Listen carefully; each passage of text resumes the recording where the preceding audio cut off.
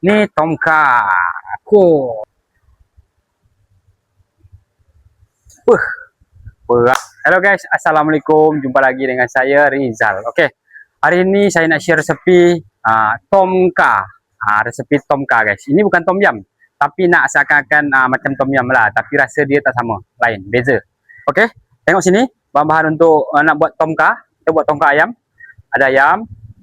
Kemudian kat sini ada sedikit air asam jawa. Tengok, ni apa ni bahan-bahan untuk buat tom yum. Ada bawang merah, serai yang kita dah racik, daun limau, cili padi merah, lengkuas, cili kering, limau nipis, tomato. Kemudian yang paling penting, kita kena ada 2 kotak santan. Alright. Sekarang, jom. Sedikit air rebusan air rebusan daging, ayam. Kemudian baru kita masukkan ayam. Ayam ni ayam betul yang kita dah potong, dah bersihkan. Kalau macam air, kalau korang suka berkuah, boleh tambah lagi air. Ini ayam ni lebih kurang dalam setengah ekor. Kita guna setengah ekor, kita potong kecil-kecil.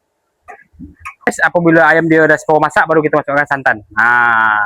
Santan 2 kotak 2. Kemudian baru kita masukkan bahan-bahan ni. Bahan yang kita dah sediakan tadi, lengkuas, tomato semua, cili kering, daun limau, masuk je dalam.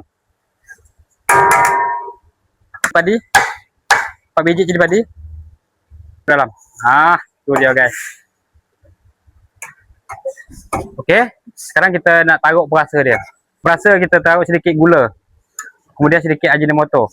Kemudian kicap sotong. Kicap sotong 2 sudu. Okey, ni je perasa dia. Kemudian kita masuk dalam. Kemudian baru kita masukkan ni sedikit air asam jawa guys. Sikit, jangan banyak. Nanti kita nak taruh limau nipis lagi. Ini kita buka api. Okay, kemudian kita masukkan sedikit minyak paste tom yum guys. Bagi dia warna dia nampak menarik lagi sikit. Macam tu. Tak adalah dia pucat-pucat putih-putih sangat kan. Adalah dia merah-merah sikit. Korang tengok. Kita tunggu sekejap lagi. Kemudian last sekali, nanti akhir sekali baru kita perahkan limau nipis. Okay guys. Tomka kita pun dah masak. Akhir sekali kita nak perahkan limau nipis. Baru dia ada rasa masam pedas. Marvelous. Alright, jom. Inilah hasil dia. Okey, baru kita masukkan daun ketumbar guys. Daun ketumbar. Kemudian baru kita perahkan limau nipis. Sebiji lah. Tengoklah korang kalau suka masam, boleh taruh lebih. Kalau tak suka berapa masam, sedang-sedang je lah. Adjust masing-masing. Dia dapat rasa dia masam, pedas, ada rasa manis sikit. Tapi rasa tak tom yum. Bukan tom yum ni. Ni Tomka. Dekat. Alright. Okay guys. Tomka kita dah siap. Boleh kita hidang. Ni bekas kita dah basuh. Dekat sikit.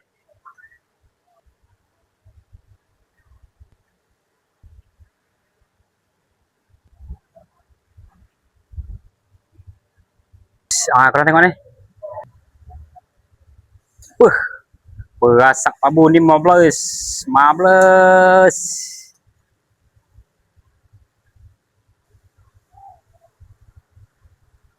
Okay. Selamat mencuba. Macam biasa korang support dengan cara follow, like, share, komen. Selamat mencuba. Semoga membantu dan bermanfaat guys kepada semua.